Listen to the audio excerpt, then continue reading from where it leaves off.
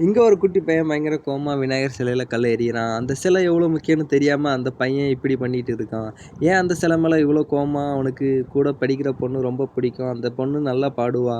இந்த பையனோட அப்பா விநாயகர் சிலைய செஞ்சு தர ஒத்துக்கிறாரு. ஆனா சிலை அவங்களுக்கு பிடிச்சா காசு தரேன்னு சொல்றாங்க. இவரும் வீட்ல இருக்கிற பணம், நகை எல்லாம் வச்சு சிலைய செய்றாரு. அந்த பையனோட ஸ்கூல்ல பாட்டு போட்டி வைக்கிறாங்க. ஆனா அந்த பொண்ணு கலந்துக்கல. ஏன்னு கேட்டா பாட்டு வரிகள் தெரியலன்னு சொல்லவும், இவன் போய் பாட்டு புக்கு வாங்கிட்டு வரான். இப்ப வீட்டுக்கு போய் அந்த சேம்பல் விநாயகர் கிட்ட நான் காலையில தான் வேண்டுனேன். இப்ப அந்த பொண்ணு பேசிருச்சுன்னு சொல்றான். அந்த பொண்ணு போட்டியில கலந்துக்கிறா. அவங்க அப்பா எதிர்பார்த்த மாரியே சிலைய நல்லா முடிச்சுட்டாரு. இப்ப அந்த பொண்ணு பாடுறத கேட்ட அப்பா, இது நம்ம பொண்ணோட குரலுன்னு கோவமா பொண்ண கூட்டிட்டு போறாரு. ஸ்கூலையும் மாத்திட்டாரு.